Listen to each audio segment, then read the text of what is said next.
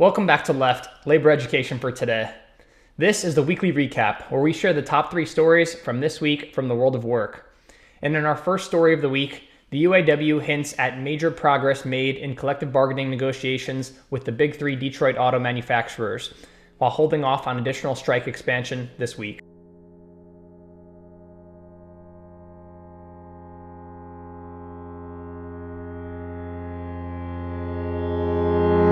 As of the publishing of this video, the United Auto Workers have been on strike for over 3 weeks. But remember, not all of the 146,000 UAW members are currently on those picket lines. Rather, only about 25,000 are on strike, as the UAW strategically expanded that strike footprint based on the progress of negotiations at each of the big 3 this past week. This week, UAW President Shawn Fain announced that he would be holding off on additional strike expansion across these companies, citing major progress across the board, most notably at General Motors. We were about to shut down GM's largest moneymaker in Arlington, Texas. The company knew those members were ready to walk immediately. And just that threat has provided a transformative win. GM has now agreed in writing to place their electric battery manufacturing under our National Master Agreement. Fain went on to say that he's very pleased with negotiations progress overall, including things like the cost of living adjustment, wages, conversion of temps to full-time employment, job security benefits, but of course he continued to maintain that there's still more progress to be made, citing the need to make improvements in things like retirement benefits and pension benefits, both for current employees as well as former employees represented by the UAW. I wish I were here to announce a tentative agreement at one or more of these companies, but I do want to be really clear. We are making significant progress. In just 3 weeks, we have moved these companies further than anyone thought was possible. And Fain finished his live stream this week with an impassioned speech about the power dynamics going on in this worker-employer relationship across the big 3 auto manufacturers, arguing that power is the ability to make these 3 auto manufacturers say yes when they really just want to say no. The CEOs are trying to trivialize our strike, and they're saying it's just theatrics. You know what? Yeah, we're loud and we're proud about our fight. We want the public to understand our fight and to side with us, as poll after poll shows they do. But it's not about theatrics, it's about power. The power we have as working class people. We've shown the big 3 that we're not afraid to use it. And we have shown the big 3 that we are ready for a record contract when they are. It does seem like there's no demand too aggressive for Ford, GM, and Stellantis as they continue to make concession after concession, which is particularly interesting in the context of some additional news that came out this week from Tesla, which announced that it is again cutting prices for its Model 3 and Model Y vehicles, which will only make it more difficult for legacy automakers to compete in the transition to electric vehicles. So it'll be really interesting to watch whether or not these companies draw the line somewhere during these negotiations, or whether a deal could potentially be just around the corner, which would end these negotiations, end that strike, and bring workers back to work. And in our second story of the week, the coalition of Kaiser Permanente unions ended its 3-day streak this past Saturday, which marked the conclusion of the largest U.S. healthcare worker strike in history.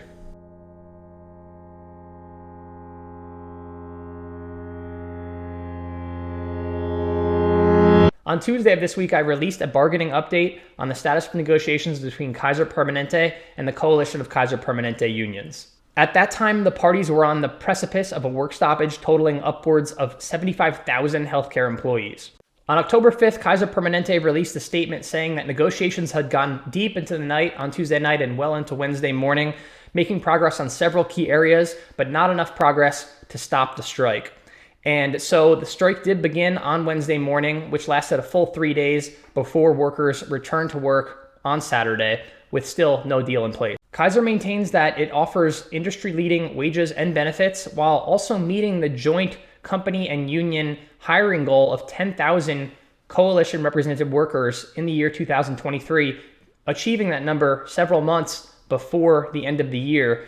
But the union says that Kaiser's information is misleading, that the company's not listening to employee demands, and that the offer that's on the table is just not enough. So frontline healthcare workers have flown from across the country to meet with Kaiser executives and share lasting solutions to this crisis.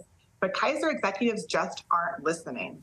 10,000 new hires is an important first step, but it really is just a first step. What those numbers don't tell you is that in that same time period, about 4,000 frontline healthcare workers in coalition represented jobs left Kaiser Permanente.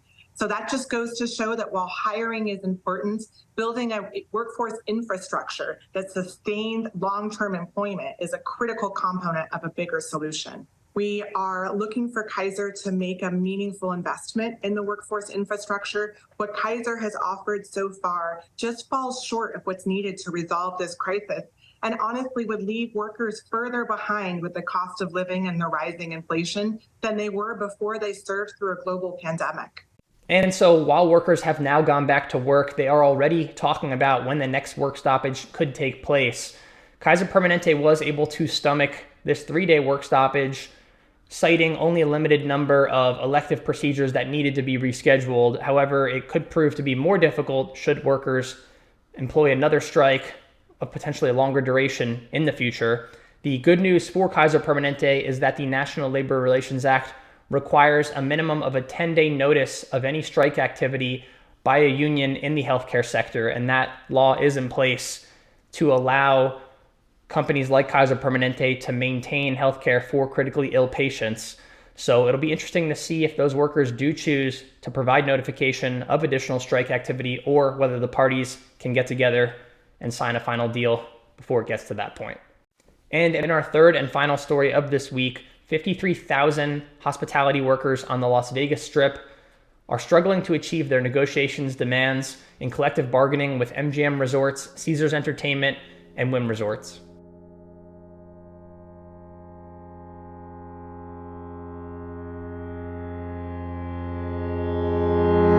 As of September 15th, 53,000 hospitality workers on the Las Vegas Strip are quietly working under an expired contract.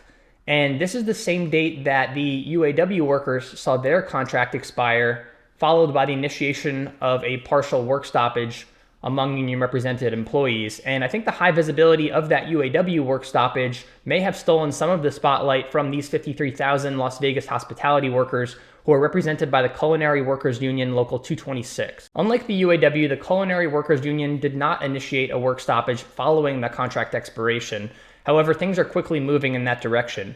Within the last 2 weeks, 95% of union represented workers have voted in favor of strike authorization. And so while the union has not announced any specific plans for the implementation of a strike, negotiations remained stalled this week, with the union continuing to fight for improved wages, reduced workloads and housekeeping quotas, better safety measures, and job security protections from artificial intelligence. Some casinos have introduced a smart tender in the service bars, and I've heard how disruptive that is. From protection from technology like artificial intelligence. It would be helpful if they would bring back more people. To workload reduction, when resorts employees are pushing for that and higher wages in a new contract. A seemingly never-ending stream of visitors and events, the Las Vegas Strip is the last place that needs a strike right now. In reference to the negotiations progress this week, Secretary-Treasurer for the Culinary Workers Union Local 226, Ted Papageorge,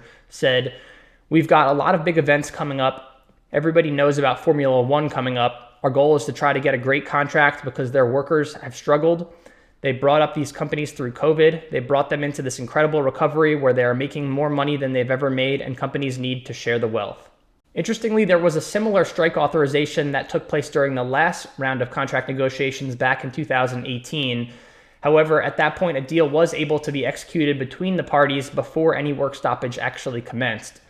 In fact, despite the long history of strike activity by the Culinary Workers Union, it has been a long time since this workers union has actually ever gone on strike, dating back to 1991. And that one sounds like it was quite a doozy, as that strike lasted for over 6 years before workers came back to their jobs.